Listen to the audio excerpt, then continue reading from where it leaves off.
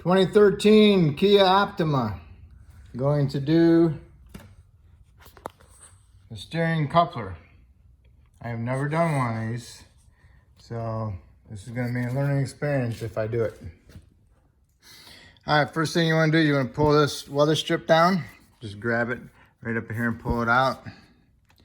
And then you want to pry off the side panel. Grab it at the top, flat blade screwdriver, pull it out a little bit and then pop it out. It's got a couple fasteners in there. And then you want to remove the kick by your feet, by your knees. And you got two screws here, one there, and one there, and one over there. Total 4 of them, they look like that Phillips head. Okay. And then what you want to do is you want to grab it at the bottom and pull them out, get it unclipped. At the top, it has these clips that go into underneath the dash. And then you got a connector here and a connector there. This connector, you grab it like that, squeeze it. This one is over here, you push it in. And on your ADL, your diagnostic connector, you gotta push in little tabs and you can pull it out. And then the ignition switch, it's got a little tab you push in on. And top, make sure you push them all in a little bit to relieve the tension on them so you can undo them. So then you push the little tab in and pull it off. That's what holds that on. Next, you want to remove the 410s for the airbag plate for your knees. Okay, remove those 4 10mm bolts. And then you want to unbolt your fuse panel. Tell them by 2 nuts. One over here on the side, goes right there. And there's one up on top. And then you want to unplug the lower fuse panel connector right here. Push it in, goes there.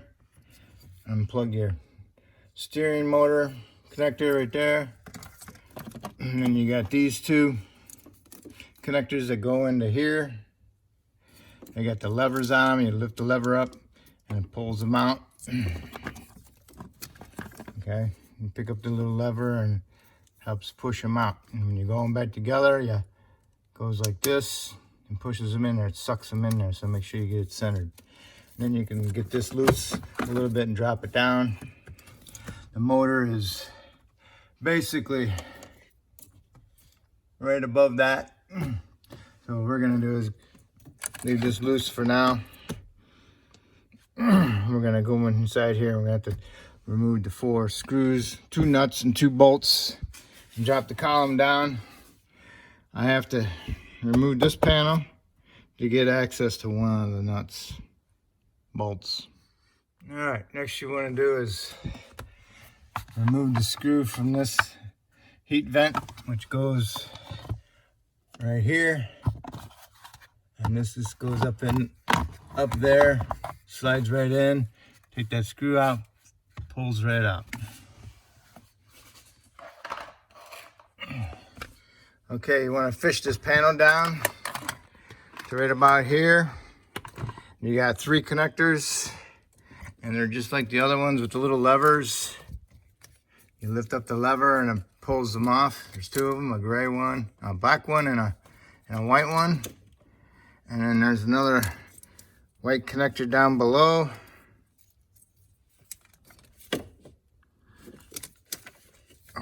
That goes right here. And then there's another harness. This harness right here goes into this little loophole right there. Can't find that little connector where it went. It's around here somewhere. Yep.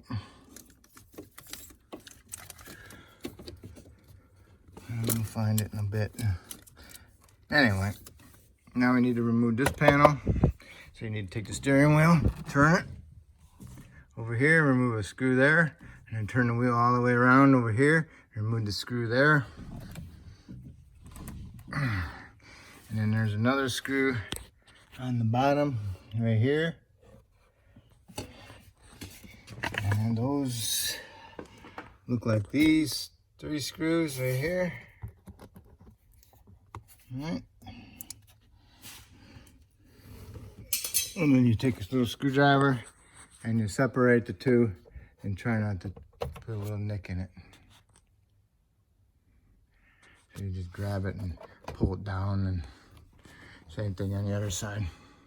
What you do is you turn the steering wheel like this, and then you got a little bit more room. You can stick your screwdriver in here, pry it open and pull it down, and then go to the other side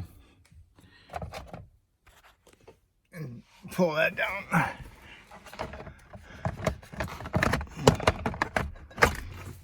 And it comes right out. Looks like that. No big deal. And then the top one, you want to lower your tilt, get down as far as possible. And you want to lift the top up, pull this out. Don't really have to, I guess. I'll just leave it in there. I don't need to take that out.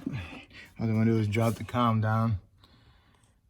Some wire harnesses might need to be removed. We'll get across that as we go. Okay, there's a wire harness right here. It clips into this little clip. Just pull it off of it. Pulls this way. And then you got this one here. It goes into this little bracket right here. You gotta push in a little tab. Pull that down. Hopefully that's enough for it to drop. You might have to just go ahead and disconnect this big harness that goes for the steering module. But it should give enough room, hopefully. If you want to disconnect it, you can disconnect it. It's got that a black tab you got to push in on. It's kind of hard to see it. So if I disconnect it for you, and I can show it to you. Here it is. Get a long screwdriver, reach through the hole over here. Push in on this piece in the middle there. And then you can pull it right off. So it's got an alarm on it, so it's got this extra wire here. All right, so now you can remove the two nuts and 2 bolts. Leave one nut with a couple threads on it until you figure out how heavy it weighs. Okay, I lowered it down onto 2 blocks of wood. If you want, you can remove the connectors that go to the bottom of the steering column for the ignition switch, the turn signal. Right now, the way I got it, it's this piece right here, this harness. Right here, I don't know if you can see it, right here. It's still got some slack in it, you know, so I'm not pulling on it. But I can get to my motor, all my bolts. As long as you get your hand on it and you can lift it up about 1 inch, you're good. So what you want to do is you want to mark it, just in case you forget where it was clocked at. And I'm going to remove those. There's 3 of these screws or Torx heads. Just for your info, this doesn't come off, so don't try pulling it out and ripping it off. All right, but you can at least maybe get your hand up underneath there to help yourself out. And the steering column bolts were 12 millimeters, forgot to tell you. Okay, they're a T30. This is what they look like. And when you can't see the back one, but it's right next to, on the other side of this screw, and it's stepped down, remember? Okay, see how this is up higher and this is like stepped down. So there's one over here, one right there, and there's one right around the corner. Remove those, then you can lift up your motor.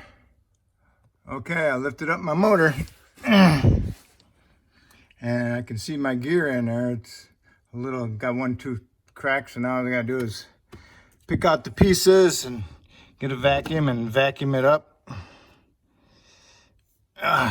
Here it is. Not that bad.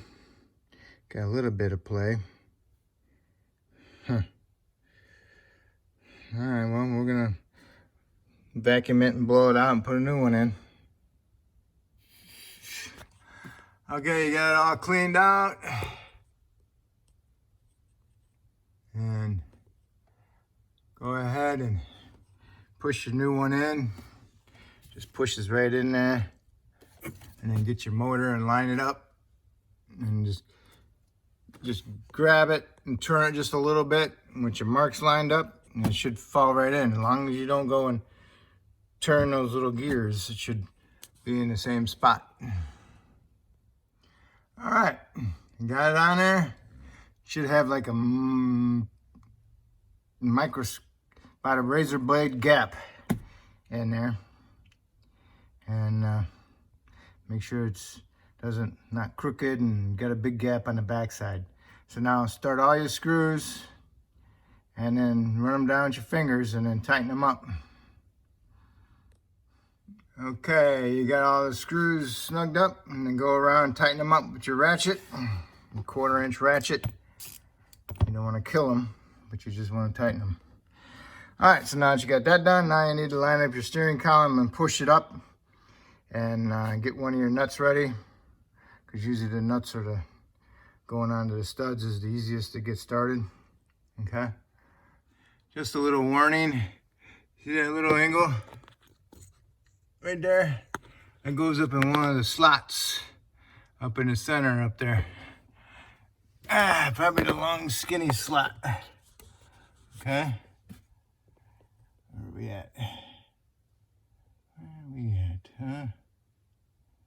Where's that slot at? There's the bolt. Yeah, it goes in that slot right there. This thing does. So you gotta get up in there and then push it forward. Okay, what I do is lay down on my back, I put a glove on my right hand, and I pushed it up and aligned it up, and I got that rod in the slot, and I got one nut started. So now all I do is push it up and get my other nut started, and then I'll start my bolts. Okay, snug up your nuts and then loosen them up a little bit. And then get a shallow 12, because a deep shallow might allow, a deep socket might allow the bolt to come down way down inside there, and you don't want that because the nut for that bolt is way up there. So you need to push it up in there pretty good and make sure the hole's lined up. Move your column around, look up in there with a flashlight. Make sure you got it lined up. Got them all snugged up, and then tighten them up. Go ahead and connect your big connector back up, put it back in this harness retainer, and put this one back up in there. Okay, and then now we'll work on our fuse panel. Okay, what you do is you push them in, line them up, and as you push them in, and you push your little lever down, and then they snap into place. They go fairly easy. If there's a restriction, pull them back off, re-look at them, put them, line them up and push them down, and then push your little lever and fold it down. And the other white connector is just right behind it. So plug those in. Those are good. All right, so now you can flip this up, put it in its mount, put your 2 nuts on it. Okay, lined up. If it don't go in, try it again. Line them up. Make sure it goes in equally. As you're pushing it down, this should be lined up with the little holes. Bam. Okay.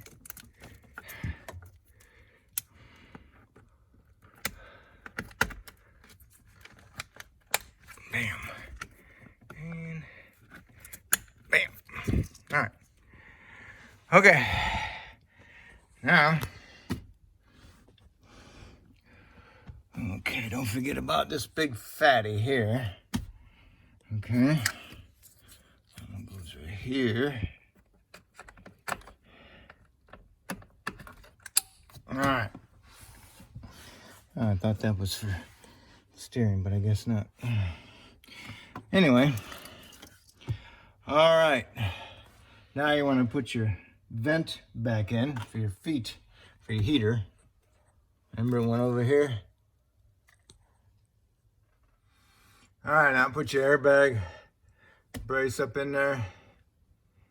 The 410s, tighten them up.